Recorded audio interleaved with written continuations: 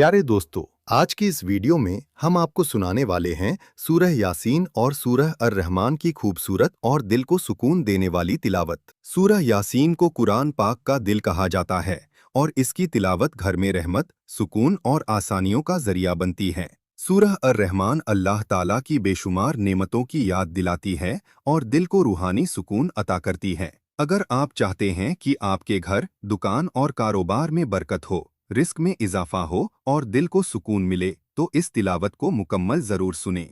अल्लाह ताला हमें कुरान पाक से जुड़े रहने, उसे समझने और उस पर अमल करने की तौफीक अता फरमाए। आमीन। बिस्मिल्लाहिर्रहमानिर्रहीम। यासीन वल क़ुरआनिल हकीम। इन्नक लमिनल मुरसलीन अला सिरातिम मुस्तक़ीम। तंज़ीलल अज़ीज़िर रहीम। लितुन्दिर क़ौमन मा उन्दिर आबाउहुम फहुम गाफ़िलून। लक़द हक़्क़ल क़ौलु अला अक्सरिहिम फहुम ला युमिनून। इन्ना जअलना फी अअनाक़िहिम अग़लालन फहिय इलल अज़क़ान फहुम मुक़महून। वजअलना मिन बैनि अयदीहिम सद्दन वमिन खल्फिहिम सद्दन फ़अग़शयनाहुम फ़हुम ला युबसिरून। वसवाउन अलैहिम अअन्ज़रतहुम अम लम तुन्ज़िरहुम ला युमिनून। इन्नमा तुन्ज़िरु मन इत्तबअ अज़्ज़िक्र वख़शिय अर्रहमान बिलग़ैब। फबश्शिरहु बिमग़फ़िरत वअज्र करीम। इन्ना नहनु नुह्यिल मौता वनक्तुब मा क़द्दमू वआथारहुम वकुल्ल शैइन अहसयनाहु फी इमामिन मुबीन। वाضرب لهم مثلا أصحاب القرية إذ جاءها المرسلون إذ أرسلنا إليهم اثنين فكذبوهما فعززنا بثالث فقالوا إنا إليكم مرسلون. قالوا ما أنتم إلا بشر مثلنا وما أنزل الرحمن من شيء إن أنتم إلا تكذبون. قالوا ربنا يعلم إنا إليكم لمرسلون وما علينا إلا البلاغ المبين. قالوا إنا تطيرنا بكم لئن لم تنتهوا لنرجمنكم وليمسنكم منا عذاب أليم. قالوا طائركم معكم أئن ذكرتم بل أنتم قوم مسرفون وجاء من أقصى المدينة رجل يسعى قال يا قوم اتبعوا المرسلين اتبعوا من لا يسألكم أجرا وهم مهتدون وما لي لا أعبد الذي فطرني وإليه ترجعون أأتخذ من دونه آلهة إن يردني الرحمن بضر لا تغن عني شفاعتهم شيئا ولا ينقذون إني إذا لفي ضلال مبين إني آمنت بربكم فاسمعون قيل ادخل الجنة قال يا ليت قومي يعلمون بما غفر لي ربي وجعلني من المكرمين وما أنزلنا على قومه من بعده من جند من السماء وما كنا منزلين إن كانت إلا صيحة واحدة فإذا هم خامدون يا حسرة على العباد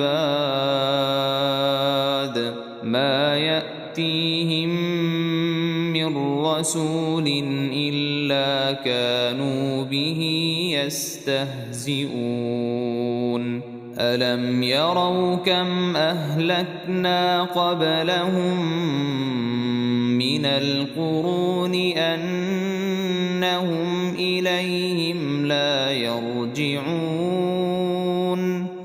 وإن كل لما جميع لدينا محضرون وآية لهم الأرض الميتة أحييناها وأخرجنا منها حبا فمنه يأكلون وجعلنا فيها جنات من نخيل وأعناب وفجرنا فيها من العيون ليأكلوا من ثمره وما عملته أيديهم أفلا يشكرون سبحان الذي خلق الأزواج كلها مما تنبت الأرض ومن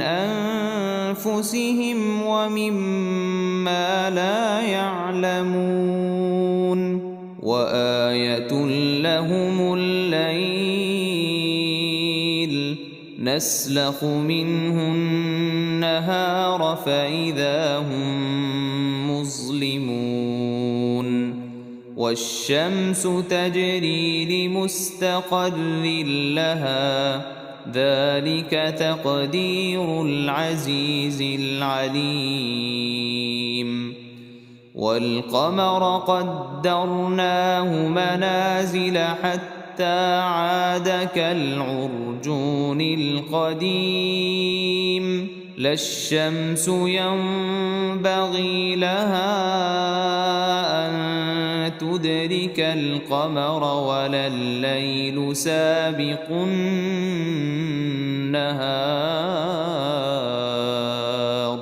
وكل في فلك يسبحون وآية لهم أنا حملنا ذريتهم في الفلك المشحون وخلقنا لهم من مثله ما يركبون وإن نشأ نغرقهم فلا صريخ لهم ولا هم ينقذون إلا رحمة منا ومتاعا إلى حين وإذا قيل لهم اتقوا ما بين أيديكم وما خلفكم لعلكم ترحمون وما تأتيهم من آية من آيات ربهم إلا كانوا عنها معرضين وإذا قيل لهم أنفقوا مما رزقكم الله قال الذين كفروا للذين آمنوا أنطعم من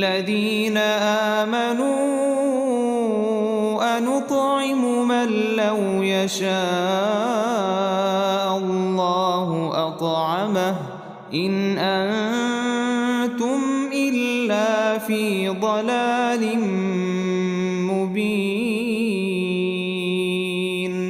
ويقولون متى هذا الوعد إن كنتم صادقين ما ينظرون إلا صيحة واحدة تأخذهم وهم يخصمون فلا يستطيعون توصية ولا إلى أهلهم يرجعون ونفخ في الصور فإذا هم من الأجداث إلى ربهم ينسلون قالوا يا ويلنا من بعثنا من مرقدنا هذا ما وعد الرحمن وصدق المرسلون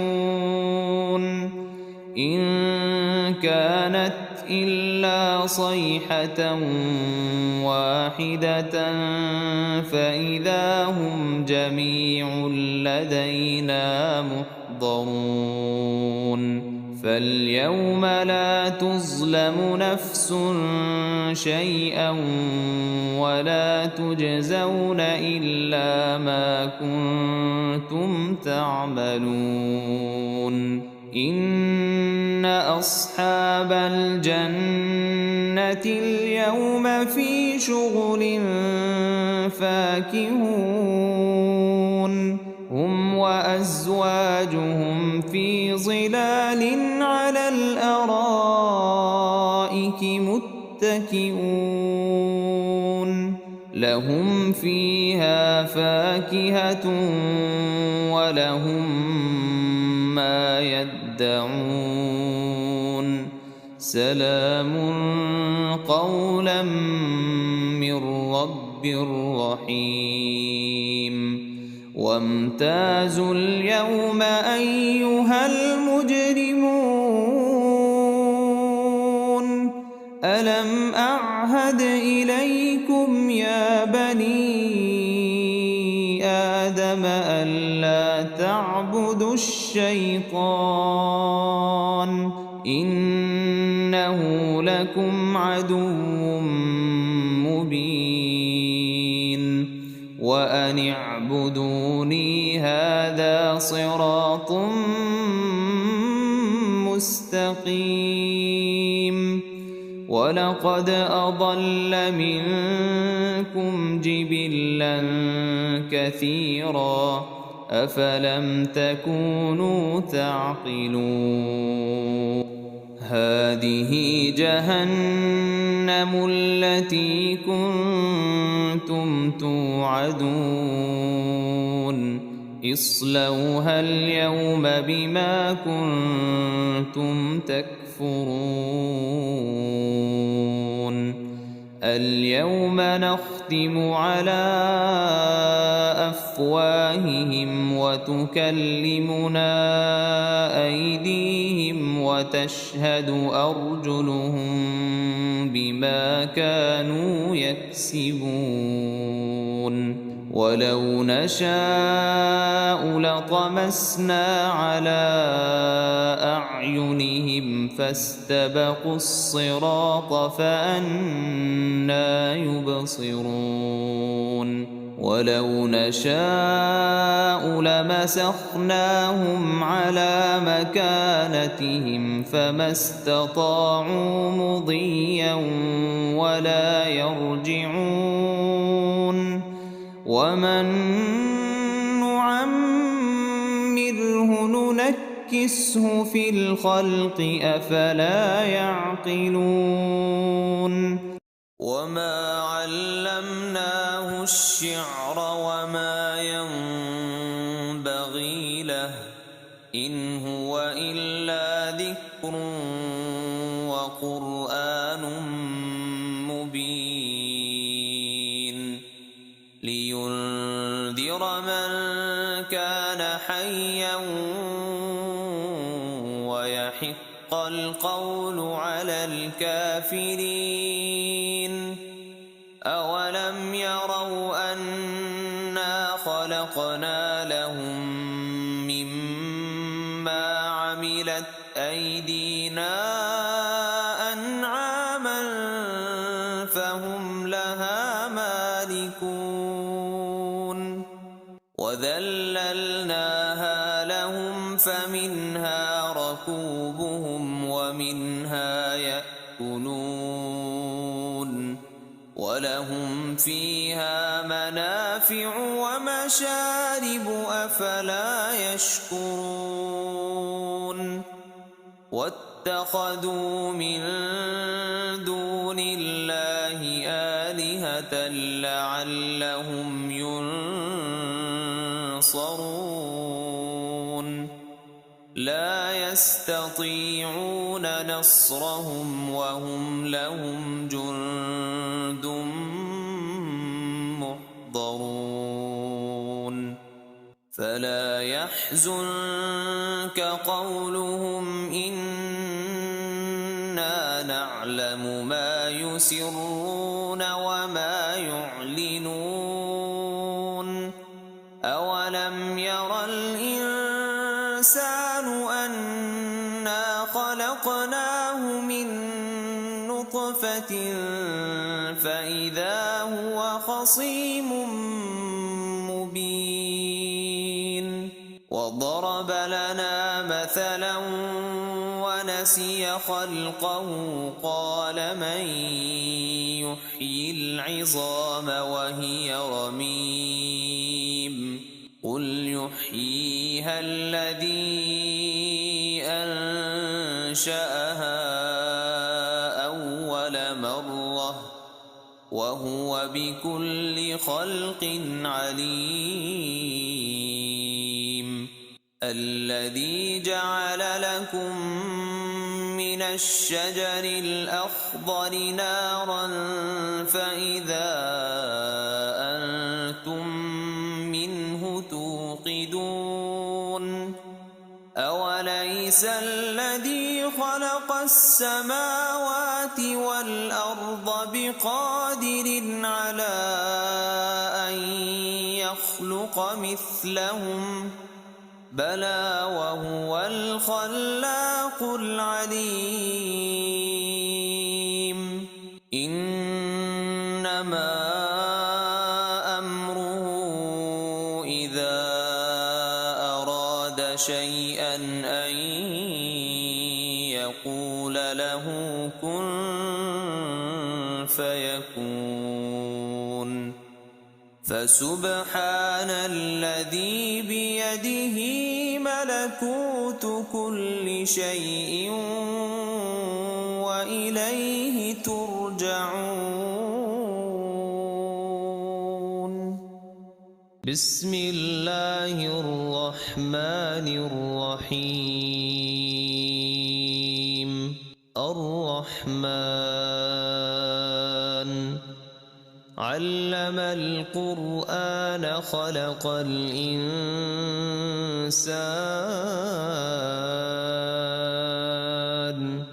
علمه البيان. الشمس والقمر بحسبان والنجم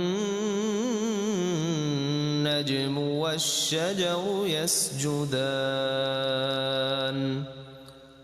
والسماء رفعها ووضع الميزان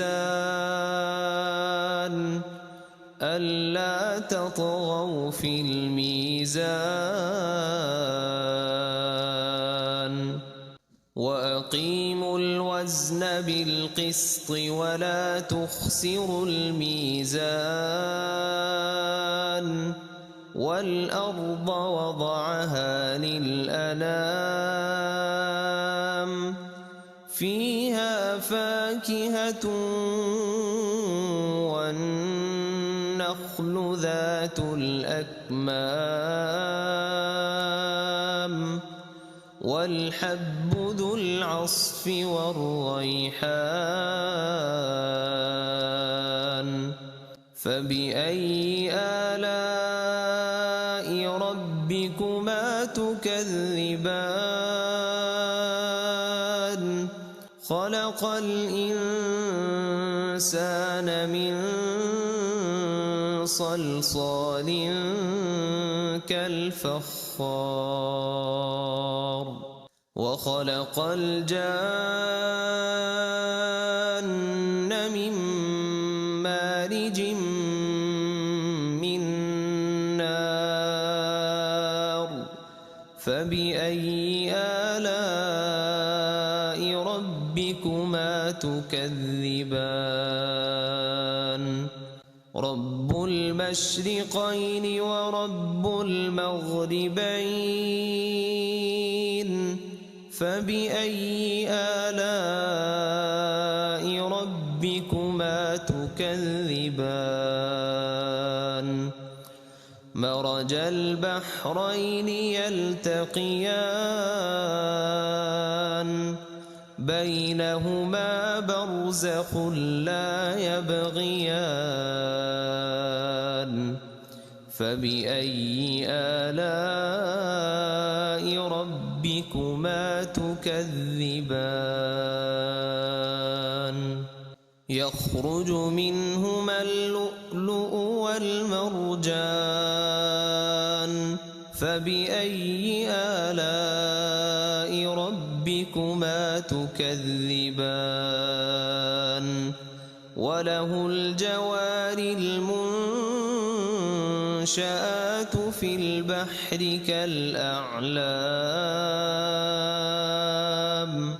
فبأي آلاء ربكما تكذبان. كل من عليها فان ويبقى وجه ربك ذو الجلال والإكرام. فبأي آلاء ربكما تكذبان. يسأله من في السماوات والأرض كل يوم هو في شأن. فبأي آلاء ربكما تكذبان. سنفرغ لكم أيها الثقلان فبأي آلاء ربكما تكذبان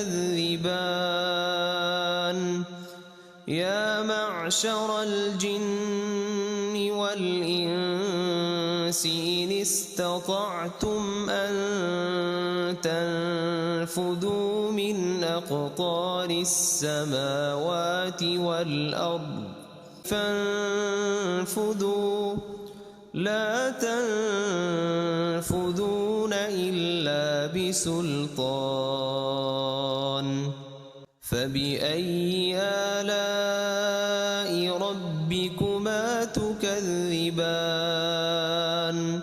يرسل عليكما شواظ من نار ونحاس فلا تنتصران فبأي آلاء ربكما تكذبان فإذا انشقت السماء فكانت وردة كالدهان فبأي آلاء ربكما تكذبان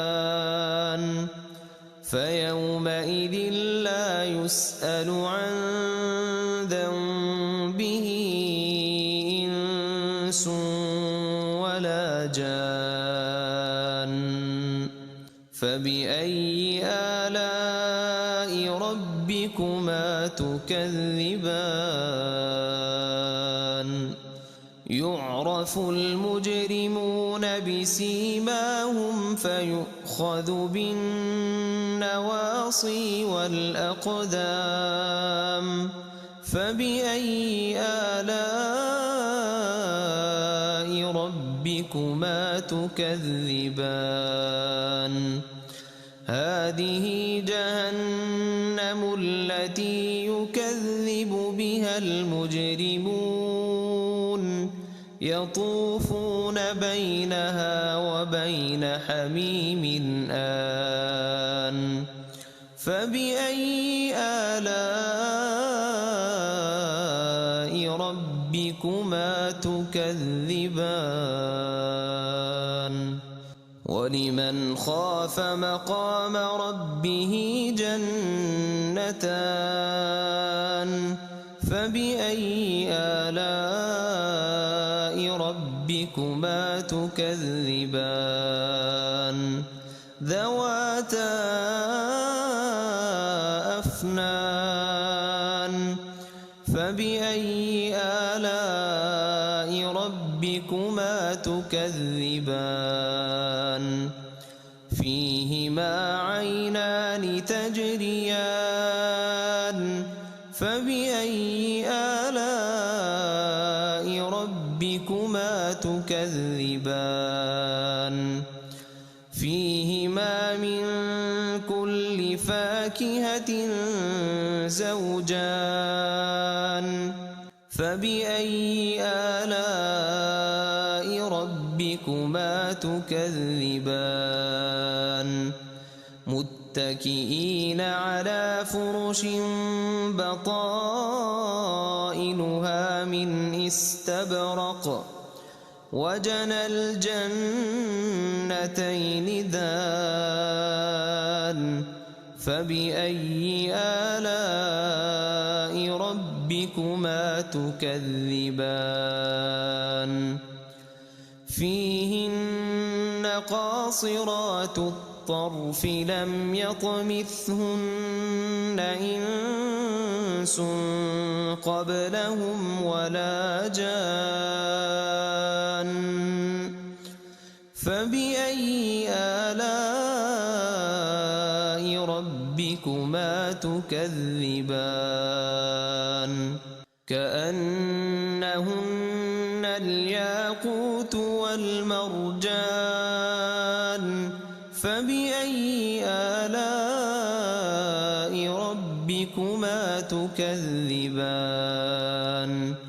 هل جزاء الإحسان إلا الإحسان فبأي آلاء ربكما تكذبان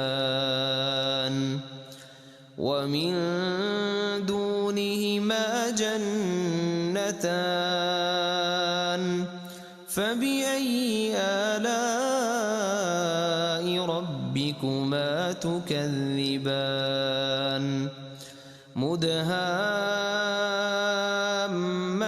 مدهامتان فبأي آلاء ربكما تكذبان فيهما عينان نضاختان فبأي آلاء ربكما تكذبان فيهما فاكهة ونخل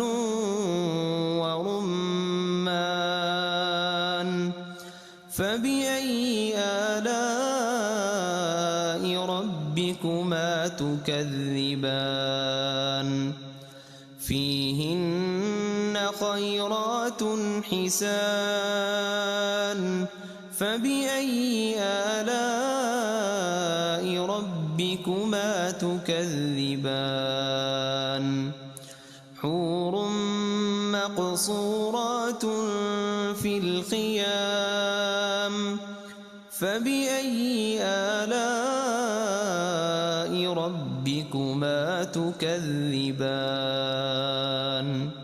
لم يطمثهن إنس قبلهم ولا جان فبأي آلاء ربكما تكذبان متكئين على رفرف خضر وعبقري حسان فبأي آلاء ربكما تكذبان تبارك اسم ربك ذي الجلال والإكرام